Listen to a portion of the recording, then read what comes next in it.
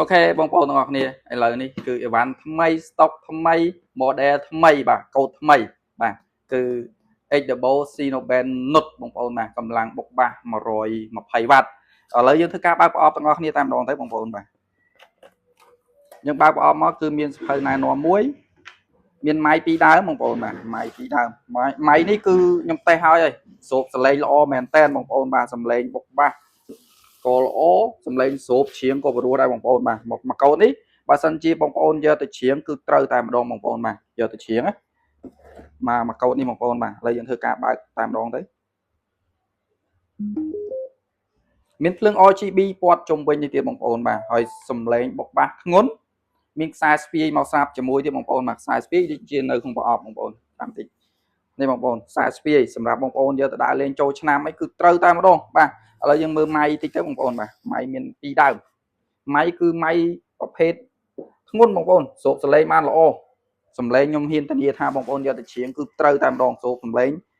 និយាយទៅច្រៀងធូរច្រៀងអត់តឹងទេបងប្អូនបាទច្រៀងធូរមែនតើយើងច្រៀងសំឡេងរបស់យើងវាស្រូបបានល្អអញ្ចឹងយើងច្រៀងទៅគឺធូរសំឡេងយើងស្រែកអត់សូវ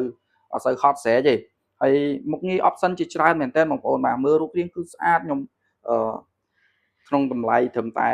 $85ខ្ញុំជឿថាបងប្អូនប្រកាសជា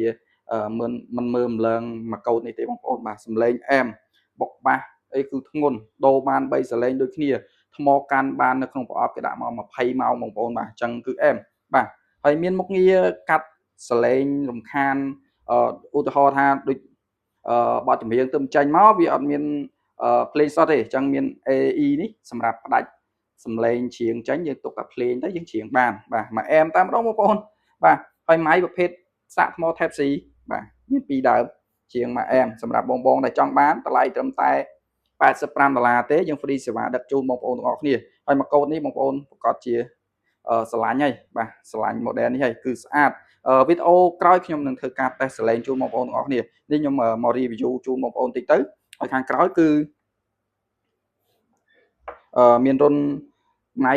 ដាក់ម៉ៃក៏បានមាន AUX មាន Type C សាកថ្មបាទ USB memory card អញ្ចឹងវាមានមកសពនៅនឹងទាំងអស់ហើយបងប្អូនបាទបាច់ព្រួយបារម្ភទេហើយមួយទៀតគឺរបស់ក្រុមហ៊ុនគឺត្រូវតែមានសេរីកូដខាងក្រោមនេះបងប្អូនបាទសេរីកូដអញ្ចឹងបញ្ជាក់ថារបស់ក្រុមហ៊ុនធានាជូនបងប្អូនមួយឆ្នាំពេញហើយអញ្ចឹងអរគុណច្រើនបងប្អូនទាំងអស់គ្នាវីដេអូក្រោយខ្ញុំនឹងធ្វើការ test សលេងជូនបងប្អូនទាំងអស់គ្នាបាទបាយបាយ